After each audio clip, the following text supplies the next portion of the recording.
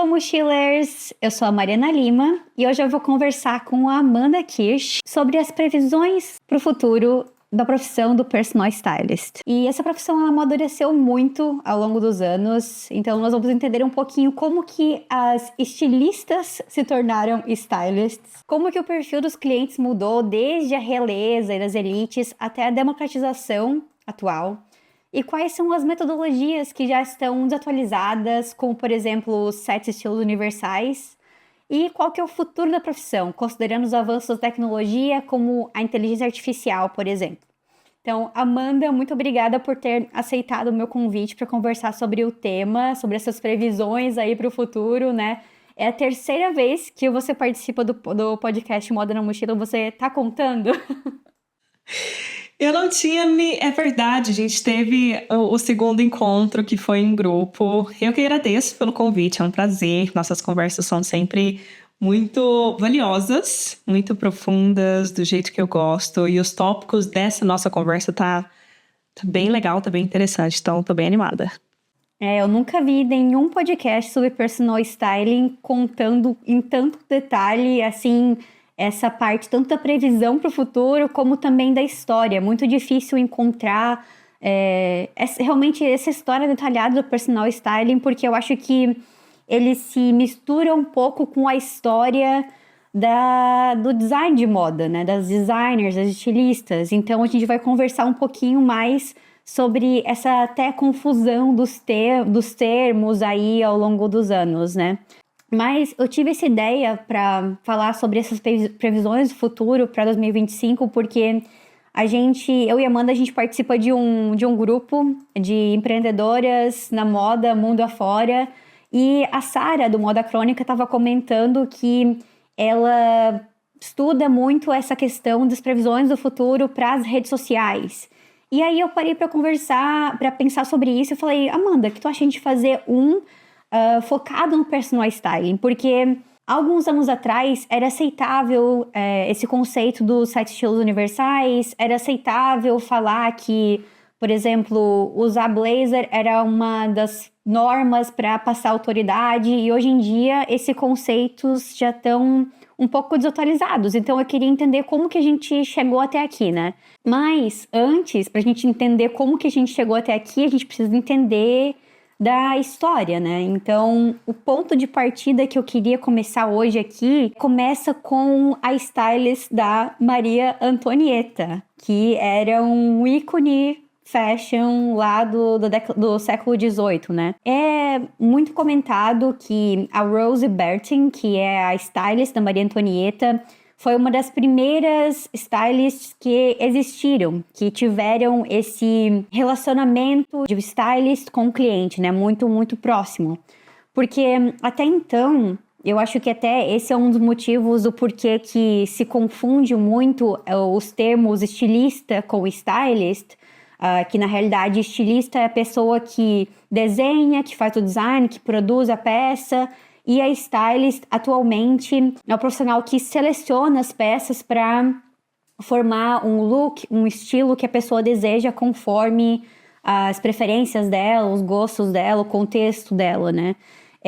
Mas eu acho que talvez esse termo se confundiu um pouco porque pessoas como Rose Bertin, que era a stylist da Maria Antonieta, ela também era designer. Ela começou como milliner, que é uma profissão em inglês focada na parte de fazer chapéus. Também fazia vestidos e tudo mais.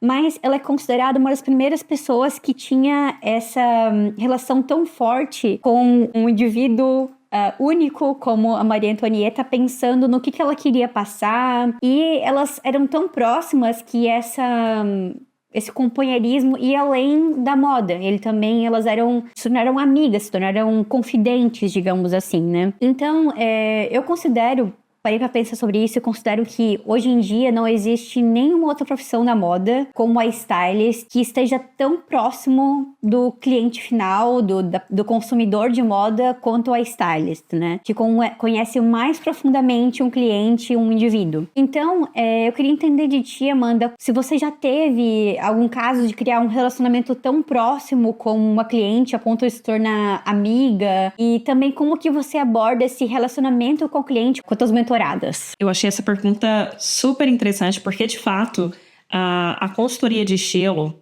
ela é um serviço muito próximo, né? A cliente abre o guarda-roupa dela para você, ela abre as portas da casa dela para você. Você abre todas as gavetas do armário dela para ver o que ela tem ali. É algo muito, muito íntimo. Talvez para o brasileiro não pode parecer algo mais natural. Para a gente é um pouco mais comum, né? Chamar as pessoas para nossa casa. Mas para o estrangeiro, existe essa barreira ainda maior. Eu acredito que você precisa, sim, mostrar para o cliente que você é confiável. Olha, você pode confiar em mim, a gente tem uma relação de amizade aqui, mas sem perder o profissionalismo. Eu sempre falo para as minhas alunas que a gente pode virar amiga da cliente depois que finalizar o serviço, mas durante o serviço, você precisa manter aquela posição de profissional para ela não sentir que você está julgando ela, enfim, para não entrar na vida pessoal dela, né? Mas já aconteceu, sim, de eu me tornar amiga de clientes, mas depois do serviço.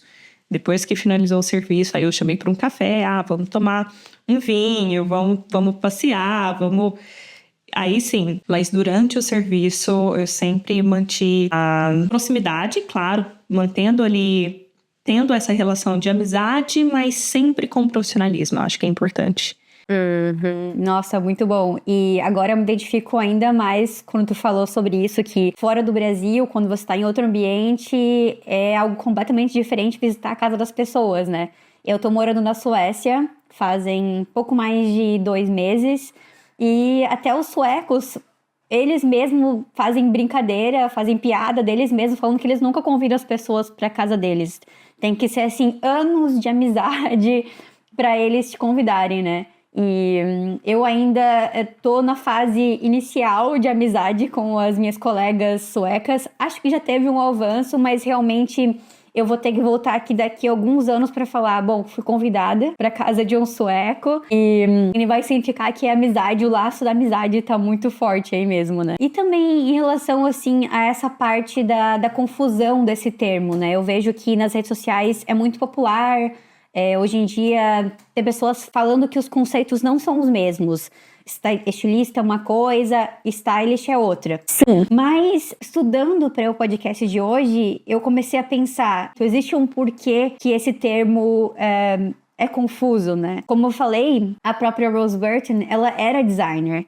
E muitos outros designers ao longo do tempo também ofereceram esses serviços de consultoria, né? Se a gente for falar, por exemplo, até mesmo de costume designers, que antigamente era muito mais comum elas fazerem a roupa dos filmes do zero. Hoje em dia, muitas delas usam peças de designers existentes para fazer o figurino de um filme. Ainda existe muita confusão desse termo, tanto do lado das pessoas que são tuas clientes da mentoria, das tuas alunas e também das tuas clientes. A palavra em inglês, ela acaba confundindo mesmo. Eu percebo que quando eu estou conversando com pessoas em inglês e eu falo que eu sou stylist, eu preciso explicar um pouco mais qual é o serviço que eu ofereço.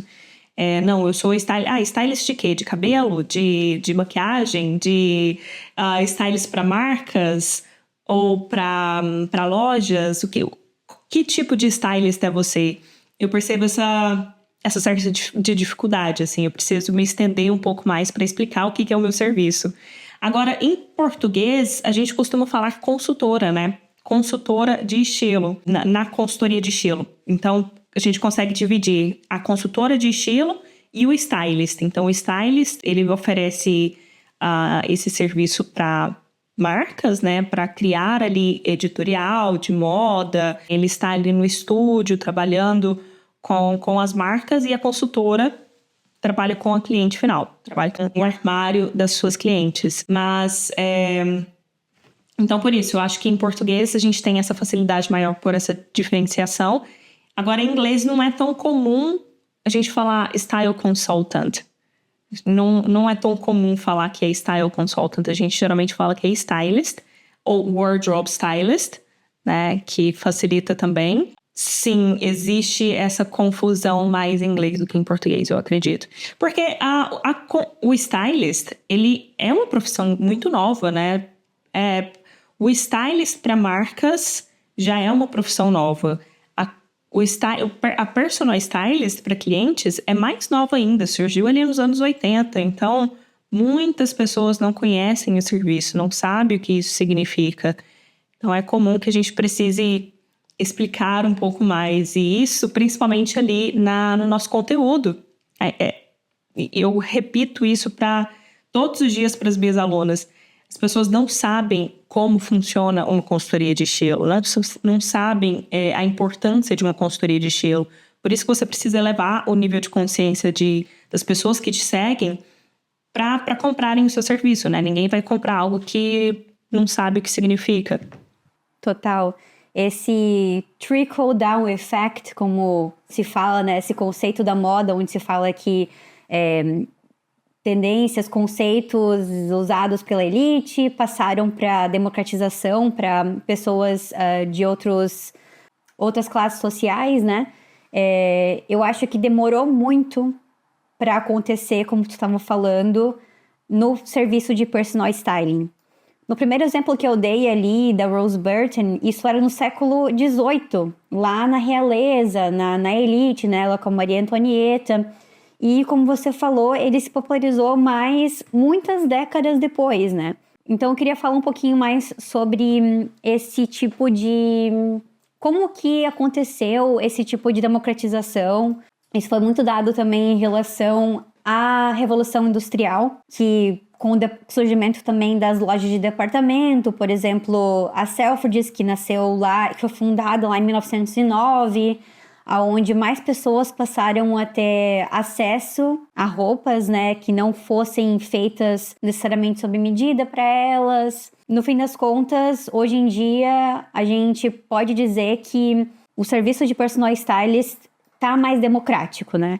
Num geral. E eu vi num post do Instagram que você comentou que hoje em dia é um erro pensar que serviços high ticket, que tem um alto preço, né? Tem um alto valor, são a única opção. E que também as consultoras devem pensar em serviços, em ter uma esteira de produtos, de serviços e uma precificação diferente para cada um deles. Então, eu queria entender de ti como que tu percebe que foi essa evolução do personal styling ao longo dos anos, como que essa popularização dos serviços trouxe mudanças para o público que tu atende, e se tu teve que criar serviços com valores diferentes por conta dessa democratização, para atender mais públicos. Perfeito. Eu acho que a partir do momento que surgiu a profissão de consultoria de estilo, né, de personal stylist, porque até então stylist era apenas para celebridades. Quem tinha stylist era apenas apresentador de TV, músicos, enfim, pessoas que trabalhavam com sua imagem, né? Então, ali com o livro Color Me Beautiful, que foi um dos primeiros livros que bombou, acredito que foi nos anos 80 mesmo, que começou a surgir a ideia de oferecer um serviço personalizado para mulheres comuns. E aí foi onde surgiu os 7 estilos universais. É obviamente que essa teoria foi criada ali nos anos 80, né? Com toda regras de etiqueta, mulher depois dos 70 não pode ter cabelo comprido, todas essas regrinhas que algumas consultoras continuam usando hoje em dia. Depois a gente entra nesse assunto, mas acredito que a partir desse momento a consultoria de estilo começou a ser mais democrática, atender pessoas, gente como a gente. Eu concordo plenamente que a consultoria de estilo não precisa ser apenas high ticket, não precisa ser apenas com preço elevado, porque depende do público que você gostaria de atingir, né? Claro que, olhando para uma questão, seria muito fácil dizer, você pode cobrar um preço baratinho para atender todas as pessoas. Mas e aí, pensando em questões de empresa, de faturamento, de salário, pensando em fazer você crescer, isso é sustentável para a sua empresa? Quantas clientes você precisa atender no mês se o seu serviço custar R$1.000 ou R$500, sei lá? Quanto que você precisa trabalhar para ter um salário, para conseguir realmente sobreviver, né? Crescer uma empresa de consultoria. Então, sim, você pode oferecer um serviço mais em conta para, enfim, ajudar mulheres que não podem pagar 10, 15 mil reais em uma consultoria, mas você precisa ter uma esteira de serviços onde você consiga ter um salário satisfatório, né? Então, de repente, eu quero oferecer um serviço mais barato, mas eu preciso ter um curso. Então, para conseguir escalar, né, vender para mais pessoas, preciso ter uma mentoria. Em vez de dar mentorias individuais, eu posso oferecer uma mentoria em grupo para essas mulheres com um valor reduzido e elas terem o meu acompanhamento da mesma forma, só que aí eu consigo ter um salário maior. Então é isso, a gente precisa entender que a consultoria de estilo, ela realmente demanda muito tempo, é um acompanhamento muito personalizado, é muito íntimo e por isso a gente precisa tomar cuidado com essa questão da precificação para você não ficar frustrada e querer largar a profissão logo porque não está te dando dinheiro, né? A gente precisa pensar em uma esteira de serviços onde você atenda quem você gostaria de atender e, ao mesmo tempo, atenda às suas necessidades como empresa. E eu achei muito interessante quando tu falou ali sobre a questão das celebridades, né? Que antes da década de 70 ali era muito voltado esse serviço dessa imagem de stylist para Audrey Hepburn, por exemplo, ou para Marilyn Monroe, que fazia esse serviço de personal styling para elas, tanto para os filmes ou como também para festas de gala que elas iriam atender, né? E eu acho que, pensando bem, talvez esse foi um dos motivos em que o serviço de personal styling demorou mais para se democratizar. Porque as pessoas sempre tiveram por muito tempo essa imagem de que apenas as celebridades tinham acesso a isso, podiam pagar por isso. E eu até tinha uma colega minha que eu entrevistei algum tempo atrás, ela também é personal stylist, a Clau Matos, e no podcast dela, ela falou por que as pessoas acham que é um serviço que que elas não podem pagar, por que elas têm essa impressão, né? E eu acho que talvez esse foi um dos fatores. E demorou para a gente ter acesso a uma tabela de preços, por exemplo, de uma stylist. Por muito tempo, muitas das stylists não colocavam no site qual era o valor de uma sessão de personal shopping, uma sessão de análise de coloração pessoal. Então, as pessoas não faziam nem ideia. E quando elas não fazem nem ideia, a maioria das pessoas pode ser que nem questionem qual que é o valor de alguma coisa, porque já acha que é um valor muito elitizado, que é algo que só pessoas extremamente ricas podem pagar, né? Então, acho que, pensando, talvez, na minha cabeça, isso faça algum sentido. Total. Por sempre verem apenas celebridades utilizando o serviço, né? Na cabeça delas, putz, eu jamais conseguiria pagar por um serviço desse. Mas hoje em dia, por exemplo, uma consultoria completa tem valores ali entre R$2.000 a 15, 20 mil reais, né? R$2.000 em um serviço de um acompanhamento de 2 meses, quando a cliente entende o quanto transformador é esse serviço, o quanto valioso vai ser para a vida dela, ela percebe que consegue sem pagar. Eu consigo passar aqui, parcelar esse valor. Eu tenho cliente que, inclusive, ela me falou literalmente, Amanda, eu estou há 5 meses juntando moedinha para comprar o seu serviço, porque eu sei que eu preciso dele, não tinha condições de comprar com valor à vista, mas eu percebi o valor do seu serviço, percebi o valor que ele teria na minha vida e por isso resolvi comprar, porque muitas clientes que falam que não tem dinheiro para comprar uma consultoria, pode ter certeza que quando sair um iPhone novo, ela está comprando. Então, ela não só percebeu o valor, né, do serviço da consultoria, o que ela vai receber no serviço. Por isso é tão importante a gente bater nessa tecla nas nossas redes sociais. Eu achei muito interessante um dia também que você falou essa analogia do iPhone em relação a uma cirurgia plástica, que também é uma coisa que é um tipo de serviço que afeta totalmente a estética da pessoa, né? Mas uma consultoria de estilo também pode ter esse impacto e num longo prazo muito maior, porque se a pessoa aprender como se vestir, ela vai aprender a se vestir para a vida inteira. E uma cirurgia plástica, talvez, ela vai ter uma satisfação temporária, talvez não, às vezes é para a vida inteira também, né? Concordo. Mas pode ser tanto um impacto duradouro, é um procedimento duradouro quanto uma consultoria de estilo, né? Achei muito legal essa relação que tu fez. Falando então um pouco sobre como que esse serviço se tornou mais democrático e talvez como que surgiram essas metodologias, né, mais temáticas, acho que é legal mencionar um livro chamado Dress for Success, de um autor chamado John T. Molloy, que foi lá em 1970 que ele escreveu esse livro. Primeiro ele escreveu um para os homens, falando como que os homens deveriam se vestir para o mercado de trabalho, para passar mais autoridade, mais competência. E depois, porque esse livro fez tanto sucesso, ele também escreveu um para as mulheres. De novo, né? Passando como que era a visão dos estudos dele, de como que a mulher deveria se vestir para passar essa autoridade.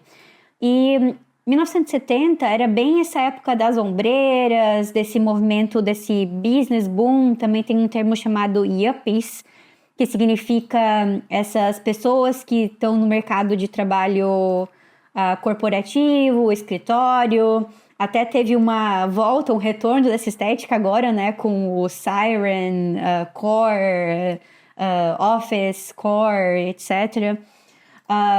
Mas eu acho muito interessante esse livro, que foi o primeiro surgimento de pensar em styling com base em dados e não só pensar em styling com modo de mais subjetivo, digamos assim. Só que tem uma problemática, né, nessa análise que o John fez pro livro dele. Uma das coisas que ele se orgulha muito do livro, de novo, que foi muito baseado nesse método científico que ele fez, de testar como que era a visão das pessoas em relação à roupa que as mulheres estavam usando no mercado de trabalho.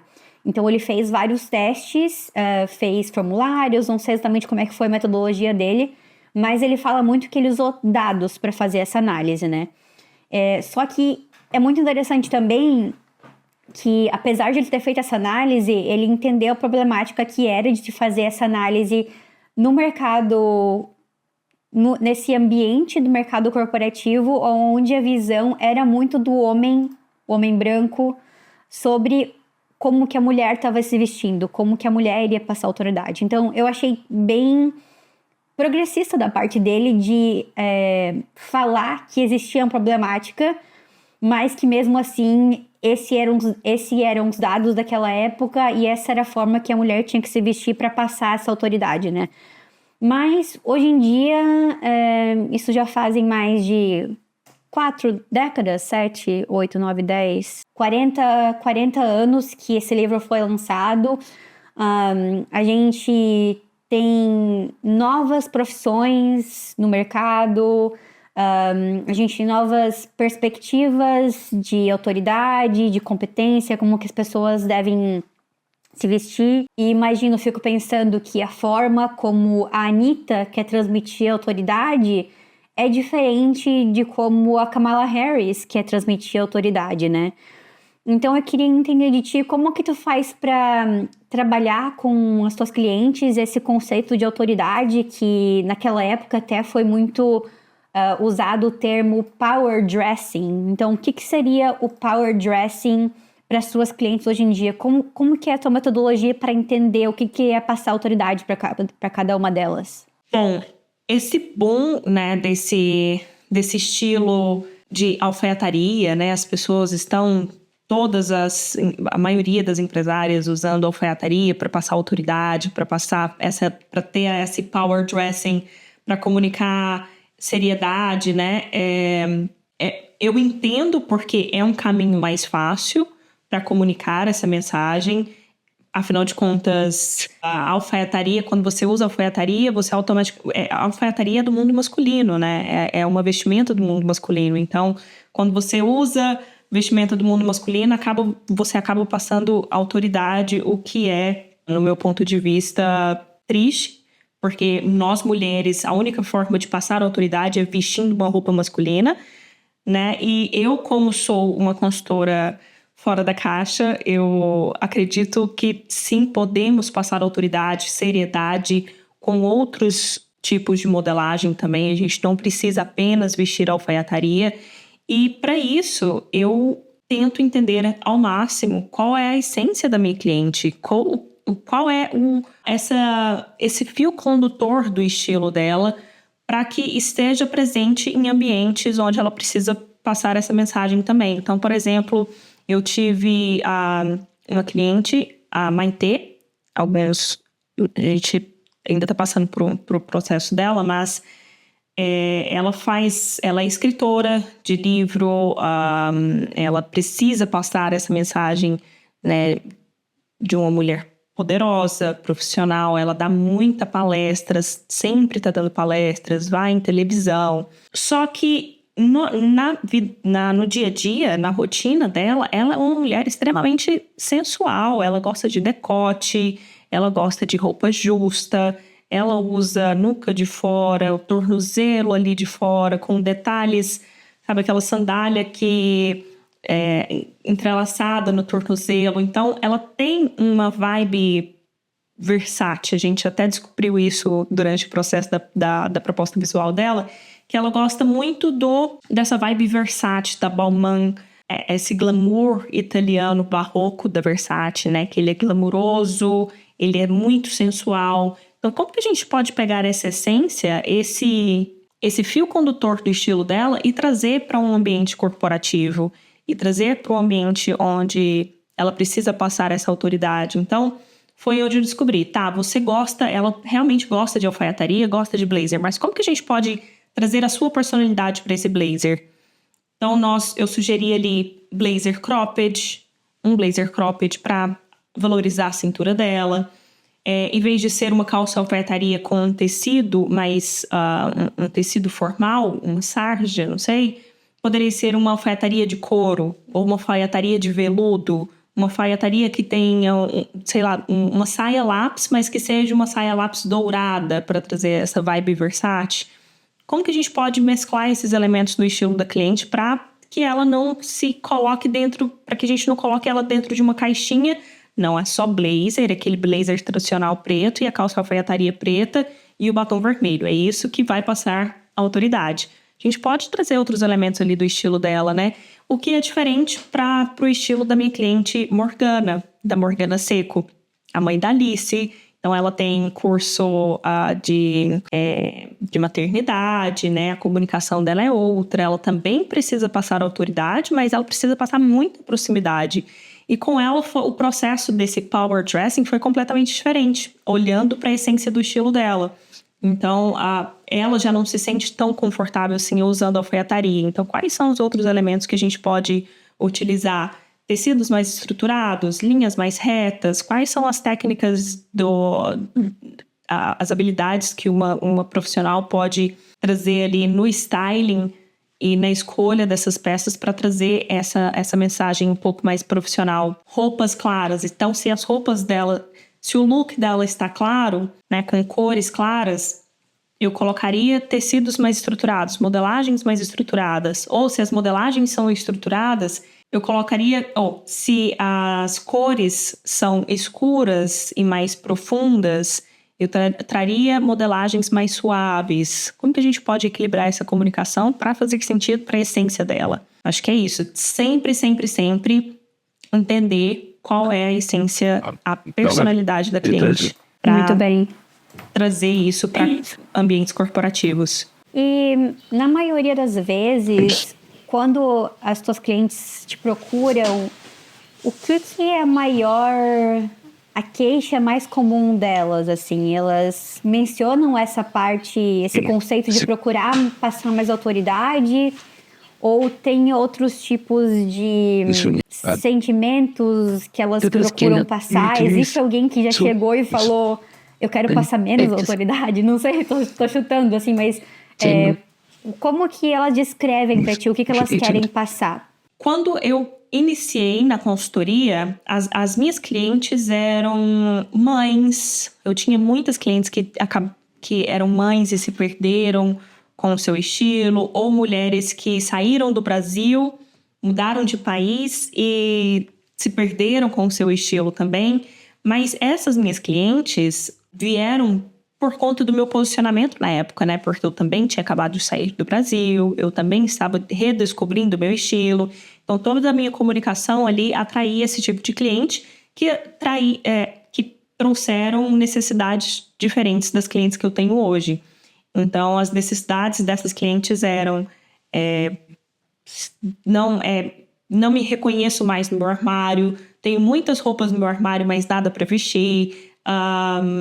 Não quero... Me tornei mãe, mas o meu guarda-roupa não acompanhou essa mudança. Essas eram as necessidades. Hoje em dia, as minhas clientes são mais empresárias, mulheres que precisam, que estão ali, precisam de trabalhar a sua imagem para passar a autoridade, né? Então, as necessidades delas são como que eu posso passar a autoridade sem perder a minha essência. Elas se inspiram muito no meu estilo porque elas veem que eu consigo passar essa mensagem de seriedade, de profissionalismo, mas eu sempre permaneço com a minha essência ali, né? Eu sempre estou usando preto, eu gosto de acessórios mais chamativos, enfim, estampas de banda, camiseta de banda. Eu consigo fazer essa mistura, passar autoridade sem perder a minha essência. Então, geralmente é esse tipo de cliente que chega para mim. Então, depende muito, essas necessidades dependem muito do público que você escolhe conversar. E você falou disso, sobre essa questão da maternidade e também da mudança de país, e eu vejo isso muito acontecendo tanto nas pessoas que eu entrevisto aqui no podcast, porque a maioria delas, 99%, são pessoas que são migrantes, né? Mas também já entrevistei mães, já tive alunas do Fashion Cap Talks que são mães e estão procurando realmente voltar para o mercado de trabalho, e só o fato de pertencer a uma comunidade, de fazer alguma coisa para melhorar a sua conexão da sua personalidade com a tua estética através da consultoria de estilo, mudam toda essa parte da confiança da pessoa, né? Para ela realmente dar esse passo em se reencontrar de novo na carreira, seja depois de ter um filho ou seja depois de mudar de país. Então foi algo que eu também passei por isso, só que numa parte mais de consultoria de carreira do que parte de personal styling, né? Mas é muito interessante como essa questão da confiança, né, se cruza em relação à estética e à carreira, né? Muito legal. Falando de novo sobre essa questão das metodologias, né, que estão desatualizadas, e estudando mais sobre esse livro do Dress for Success, eu entendi um pouco que essa visão mais sistemática e estratégica do serviço de personal styling meio que veio dessa época, até por conta dessa questão ali que o John, o escritor, falava de trazer dados para esse serviço para essa estética de como que as pessoas deveriam se vestir, né? E até a gente estava falando antes ali sobre a questão dos 7 estilos universais, então eu queria entender de ti quais são as metodologias que você usa hoje em dia que são atualizadas para esse serviço de consultoria de estilo. A questão dos 7 estilos universais é porque quando ele surgiu, as pessoas achavam que nós precisávamos escolher um estilo ali, né? Então, você é moderna, não, você é romântica, você é clássica. Muitas consultoras ainda utilizam esse método, escolhendo um estilo ali para cliente, e é isso que a gente vai trabalhar. Só que no meu método, na minha formação, eu acredito que nós somos várias coisas em uma só, né? Tem dia que eu quero estar clássica, tem dia que eu quero estar romântica. Eu mudo o meu estilo de acordo com o meu humor, mas a minha essência permanece. Então, a gente precisa descobrir a essência da cliente. Para ter essa visão, esse tato, para descobrir a essência dela, você precisa ter entendimentos de áreas que não são apenas técnicas do vestir, que é história da moda, história da arte, semiótica, que é um ponto muito importante que nós ensinamos ali dentro da formação, sociologia, psicologia, tendências. Então, áreas da moda, né? Afinal de contas, nós trabalhamos com moda, nós precisamos estudar áreas que são correlatadas à consultoria de estilo para conseguir ter essa leitura mais profunda do estilo da cliente. Então, por exemplo, eu peço para as minhas clientes montarem uma pasta no Pinterest de imagens que não são relacionadas a estilo. Então, eu gostaria de ver qual é o seu gosto pessoal. Então, coloca ali para mim, qual é a decoração de casa que você gosta? Se você fosse decorar a sua casa inteirinha amanhã, como que seria essa decoração? Design, se você tivesse uma marca de qualquer coisa, como que seria a sua marca? Quais seriam as fontes, as linhas, as formas? Quais são o que faz os seus olhos brilharem, que não está relacionado a roupas? E aí, com essa informação do seu estilo, do seu gosto pessoal, eu consigo extrair essas informações e colocar em roupas, né? Consigo 80%, 98% das vezes que uma cliente me diz que gosta de uma decoração minimalista, o estilo dela também vai ser minimalista. Eu gosto de um estilo de uma casa extremamente criativa, colorida, o estilo dela também vai ser assim, sabe? É muito difícil ter gostos diferentes. Minha casa seria com paredes coloridas, mas meu estilo vai ser só preto e branco. Eu nunca vi. Nunca aconteceu comigo. Então, entendendo qual é o universo da cliente, qual cadeira do cinema ela escolhe, qual tipo de filme ela escolhe para assistir, o jeito que ela fala, o jeito que ela escreve. Eu percebo isso até quando a cliente está ali respondendo o questionário. Se ela escreve com bastante detalhes as respostas ali do questionário, eu já percebo que ela presta atenção nos detalhes, que ela é uma pessoa um pouco mais detalhista. E se a cliente não, ela escreve ali, eu gosto disso, ela é mais prática. Ela não vai ter muito tempo para escolher um look de manhã, sabe? Então, você tendo acesso a áreas correlatadas, e é isso que eu ensino ali na formação, e por isso que eu falo que é a formação mais completa do mercado, porque realmente que a gente ensina várias outras matérias para a consultora ter esse repertório que não seja apenas 7 estilos universais. Perfeito. E você falando sobre isso, de que um dia pode ser que eu queira me vestir mais romântico, outro dia eu quero me vestir mais minimalista, sei lá, quero misturar estilos, né? Dentro do meu contexto, dentro do meu estilo. Isso me lembrou de um vídeo que eu assisti quando eu comecei a estudar moda, lá em 2010, 2009, que era do Box 1824. Você conhece essa empresa? Eles fazem análise de tendências e eles focam muito nas idades de 18 a 24. E na época que lançou que eles começaram a fazer mais vídeos, eles fizeram uns vídeos falando sobre os millennials. E naquela época, os millennials eram muito jovens ainda, né? Eu tinha 16, 17 anos quando assisti esse vídeo. E eles falavam justamente, um dos vídeos que eles postaram, até vou colocar aqui na descrição, esse vídeo vai ser um encontro, né? Eu acho que era no Vimeo ainda, nem era no YouTube. Falando dessas tribos que existiam na década de 70, que ou você era punk, ou você era nerd, ou você era patricinha. E eu lembro que eu até tive que fazer um trabalho disso na universidade, falando sobre tribos específicas que tinham lá na década de 70 e 80, né? E aí uma coisa nova que esse vídeo trouxe foi falando exatamente isso, que a partir quando os millennials começaram a ser jovens, né, a partir da década de 90, de 2000, quebrou esse conceito das tribos e as pessoas passaram a querer misturar esses estilos e misturar esses conceitos e se vestir diferente a cada dia, ao invés de ficar pertencendo somente a um grupo.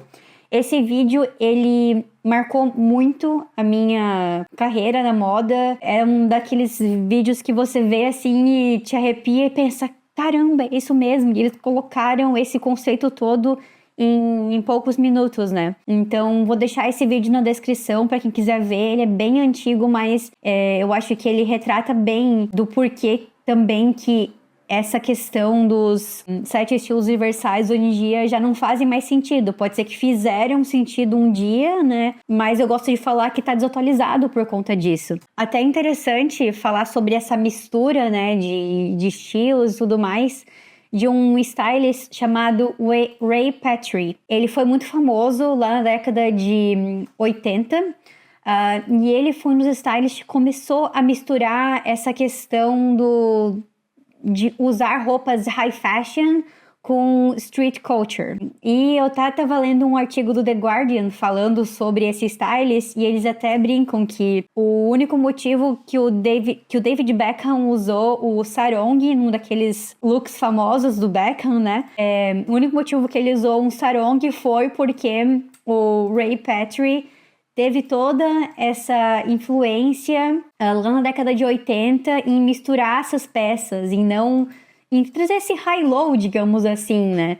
Então, como é que é aquele ditado? O Ray Petrie precisou andar pro David Beckham poder correr. Esse stylist, ele foi um dos pioneiros, assim, em fazer essas misturas aí do high-low, né? E eu pergunto isso pra entender de ti quão criativo que pode ser a profissão do personal stylist, porque talvez algumas pessoas aqui estão querendo trabalhar com moda ou estão talvez descontentes trabalhando como designer ou outra profissão da moda, mas pensam, mas talvez stylist não é tão criativo porque eu não vou estar criando peças de roupa, né? Queria entender se você acha que stylists também podem criar tendências, criar mudanças na forma de se vestir ao longo do tempo, como se fazia antigamente, como o Ray Petrie fez. Eu, particularmente, acho a minha profissão super criativa, principalmente na parte de criação de looks.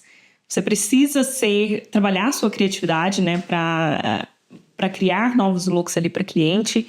E eu sempre falo que as melhores consultoras são aquelas que pegam qualquer armário, qualquer quantidade de roupas possível, por mais que não sejam roupas tendências, roupas caras, roupas interessantes, e consegue fazer looks incríveis. Você pega qualquer armário e faz looks incríveis. Essa parte, para mim, eu acredito que é muito criativa, sim. E você, como consultora, pode, sim, de repente, criar uma tendência nova. Por exemplo, vamos supor, camiseta branca. Né? A camiseta branca surgiu como um item de peças de looks sociais, casuais, desculpa. Camiseta branca surgiu como uma peça de looks casuais. Mas você, como stylist, pode fazer um look para uma celebridade, um red carpet, com camiseta branca e uma saia volumosa de paetê, sabe? Você pode lançar uma tendência do tipo, nossa, a Lady Gaga usou no red carpet uma camiseta branca com uma saia gigantesca. Vou usar também essa camiseta branca para ir em um casamento, para ir em um evento de gala. Então eu acho que a nossa profissão abre esse espaço também, sabe? Claro que a consultoria de estilo, talvez você não trabalhe com celebridades, né? E aí já entra um outro tipo de serviço, entra um serviço de stylist mesmo, quando você trabalha com celebridades, etc. Mas para nossas clientes, eu acredito que a parte mais criativa seja na criação de looks mesmo. E claro que você pode oferecer outros serviços para marcas, né? Trabalhar para editoriais, e isso entra muito na consultoria de moda, né? Na minha formação, inclusive, a gente ensina a consultoria de moda, imagem e estilo, que são 3 vertentes diferentes, né? A consultoria de moda é onde você oferece esse serviço para marcas, para lojas. De imagem é quando você trabalha com uma percepção mais estratégica, né? Criando uma imagem mesmo para uma pessoa que trabalha com a sua imagem. E estilo é mais relacionado à essência, mais relacionado a essas clientes que querem se sentir bem com si mesmas. Mas se esse é uma dúvida que você que está escutando tem, eu acho que vale testar, sabe? Vale fazer uma formação, testar com algumas voluntárias para entender se é criativo o suficiente para você ou não. Porque, no final das contas, nós somos prestadores de serviço, né? Nós precisamos criar... Eu não posso inventar um estilo para cliente do nada, né? Vou criar um estilo aqui para você, vou criar... Não é bem assim. Você está ali prestando um serviço para aquela pessoa que te contratou. Mas a etapa da montagem de looks, eu acredito que é a mais divertida, assim, é a mais legal. Eu até vou indicar um episódio aqui de podcast que eu gravei alguns anos atrás com a Amanda Gaio. Ela é stylist para celebridades. Então, quem quiser interesse em saber como que funciona mais essa profissão, eu vou deixar aqui na descrição para vocês. Isso me fez lembrar também de uma outra personal stylist que eu entrevistei, mas que era a personal stylist que trabalha dentro de uma loja de departamento, que trabalha na Saks Fifth Avenue, lá em Nova York. Eu falei ali no início um pouco sobre o surgimento, né, das personal stylists de loja de departamento. Eu assisti, não sei se você assistiu aquela série do Selfridges, que conta um pouco mais como que foi o surgimento da Selfridges, como que o senhor Selfridges fundou a Selfridges lá em Londres em 1909. Naquela época, as vendedoras de balcão, elas faziam um papel de personal stylist, de certa forma, oferecendo qual que era a maquiagem que fazia mais sentido para aquela cliente, qual que era a roupa que fazia mais sentido para o cliente, dando dicas de estilo. Elas tinham muito conhecimento tanto do estoque que a loja tinha, como também recebiam treinamento de tendências, né, na quantidade que tinha para a época, né. Eu até assisti também a série da Marvelous Mrs. Maisel, e ela também trabalhava numa loja de departamento lá em Nova York, na década de 50. E ela também fazia muito, ela vendia muito porque ela conseguia passar para os clientes qual que era o melhor cor de batom pro tipo de pele dela e etc. Então, esse foi, assim, o surgimento, como surgiu, né, a personal styling dentro da loja de departamento. Hoje em dia, existem personal stylists que são exclusivamente personal stylists trabalhando no seu próprio escritório dentro da loja de departamento, que não são mais vendedoras de balcão, digamos assim. A Luisa Levine, essa pessoa que eu entrevistei lá de Nova York, ela trabalha com clientes super exclusivos, até trabalha com celebridades também, e ela tem um escritório lindo lá dentro da Saks. Já visitei, super recomendo quem quiser entrar em contato com ela para saber onde que ela trabalha. É muito interessante o trabalho, assim, e como você falou no início, ver essas nuances, várias possibilidades que o styling traz, né? E aí eu comecei a pensar sobre isso, nessa questão de vendedoras serem personal stylists. E tem um amigo meu, o Sérgio Silva, ele faz parte aqui da comunidade do Moda na Mochila. Ele sempre fala também que as influencers, hoje em dia, por uma perspectiva, elas podem ser vistas como sales associates, como vendedoras. E eu até estava pensando sobre isso, que algumas pessoas podem pensar que influencers estão no mesmo nível de celebridades. Só que se a gente for olhar um pouquinho mais para a história, as stylists, na época onde as revistas de moda começaram a se popularizar, as revistas de moda começaram a falar mais sobre usar produtos que são similares aos que os famosos estão usando lá na década de 80, as revistas, foi um período em que as revistas de moda contrataram muito personal stylists para dar dicas para a população de massa de como que você podia se vestir como alguém famoso, né? Então elas pegavam, digamos, as dupes, que hoje em dia a gente fala que são as versões mais baratas de roupas comparado com o que as celebridades estão usando. Então, olhando por essa perspectiva, as influencers são realmente vendedoras, porque elas estão dando a sugestão de uma peça que você já pode comprar. Até tem um artigo do DBOF que eu estava lendo esses dias falando sobre como as influencers têm conseguido criar uma nova forma de renda usando aplicativos em que elas recomendam produtos que elas estão usando, né? Como o My Shop, tem outro que também se chama LTK, e elas ganham comissão com base nisso, né? Só que o meu ponto aqui, acho que eu dei uma volta muito grande, mas eu queria entender de ti se existe algum desafio quando algum cliente teu te passa uma referência exclusivamente de uma pessoa famosa, sem analisar o contexto onde ela tá, puramente porque ela viu uma pessoa usando aquela peça, achou bonita e ela quer comprar. Acontece bastante e é muito interessante ver que durante o processo da consultoria, durante essa fase investigativa, ela percebe que na verdade não é isso que ela quer. Ela, na verdade, não é ter o estilo dessa influencer, não é ter o estilo dessa celebridade. É algo na comunicação dessa referência ali que está chamando a atenção dela.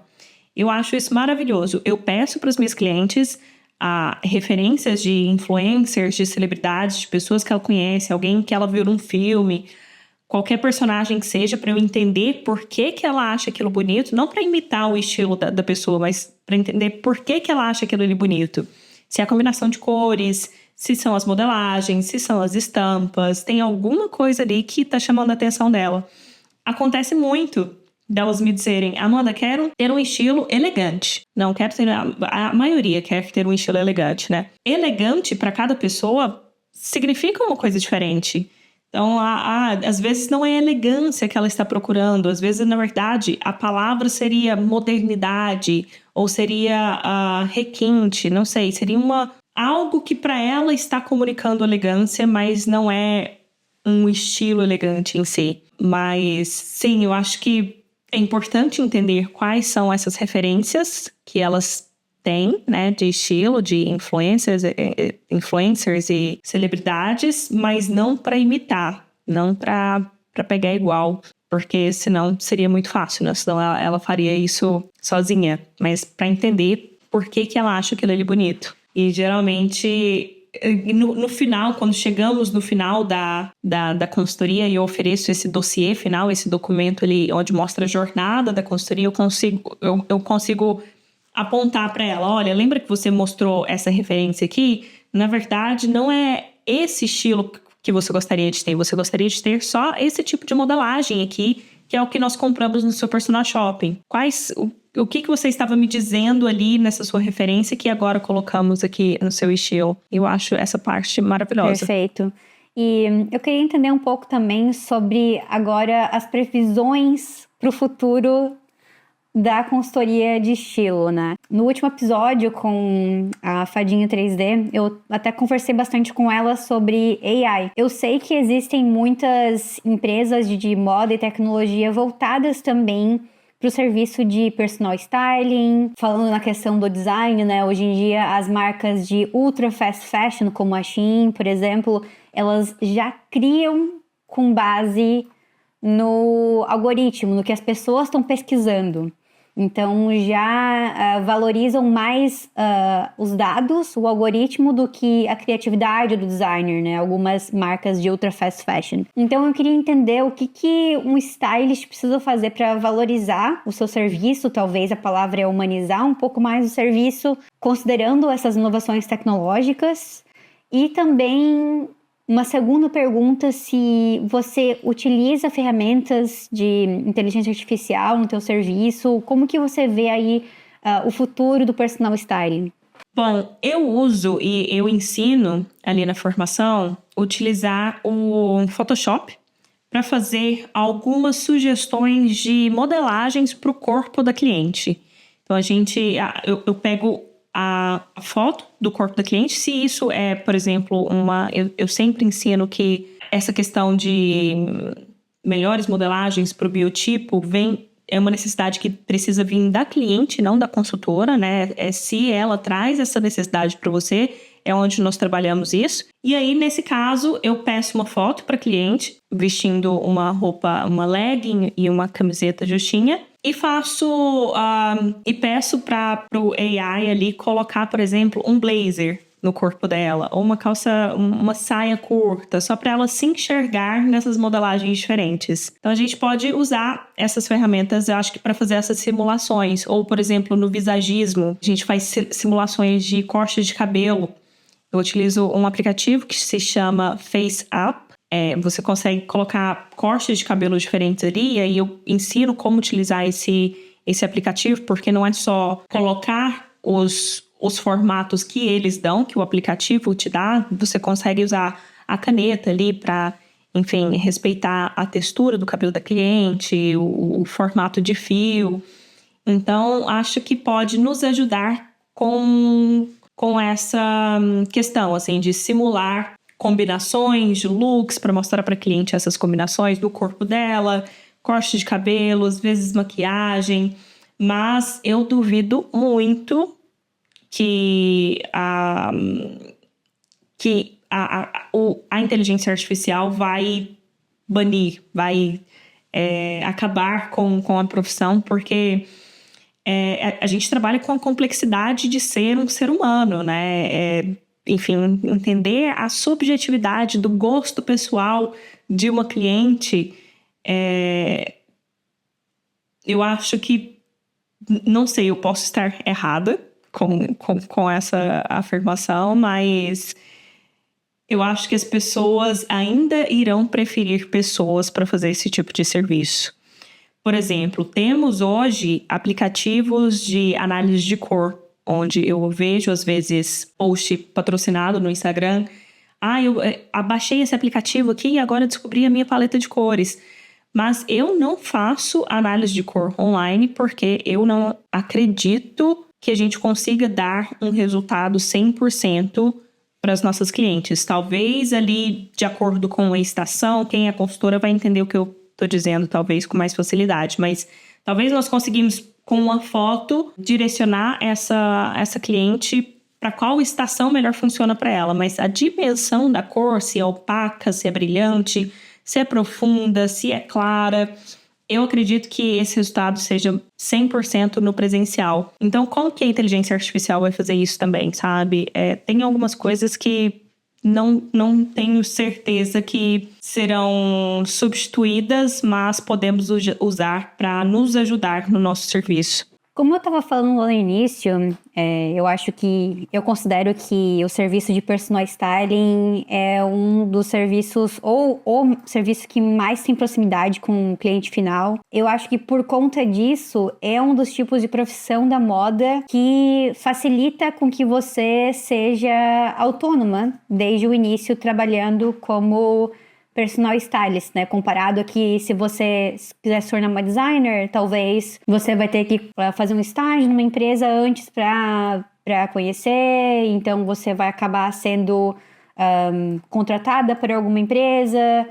Se você quiser fazer a sua própria empresa, sua própria marca de roupa, você vai ter que ter um alto investimento ali no início para contratar pessoas com habilidades e conhecimentos diferentes, né? Mas a consultoria de estilo, ela aí é há muito tempo já uma profissão que naturalmente faz com que seja mais fácil que seja mais natural você ser autônoma desde o início, que você tenha a sua própria empresa, né? Então, conta um pouquinho mais pra gente sobre a tua mentoria. Como que você tem aplicado esse passo a passo para se tornar uma personal stylist business? Ótimo. Como você disse, é uma profissão mais fácil de trabalhar para você mesma, de ter a sua própria empresa, mas esse pode ser o ponto mais difícil também, né? De ter a sua própria empresa, porque nós aprendemos a toda a técnica e eu vejo consultoras excelentes no mercado. Elas oferecem um serviço muito bom, são muito criativas, conseguem ali entender essa essência da cliente com muita facilidade, mas não conseguem vender os seus serviços, não conseguem ter uma empresa, né? Não conseguem ter essa gestão empresarial que é tão importante para você se manter no mercado, se manter relevante, crescer, enfim, ter equipe e pensar em crescer como empresa mesmo. E é isso que a mentoria oferece. A gente dá esse acompanhamento para as consultoras durante um período de 6 meses e é um acompanhamento diário, assim, entregamos esse plano de ação para você empresarial e você vai ter tarefas para serem realizadas durante esses 6 meses para alcançar tal objetivo. A nossa promessa da mentoria é que você vai perceber que R$10.000, fazer um salário de R$10.000 é muito mais fácil do que se parece quando você tem uma empresa estruturada, que são os pilares gestão empresarial. Você precisa saber gerir uma empresa e não apenas uma conta no Instagram.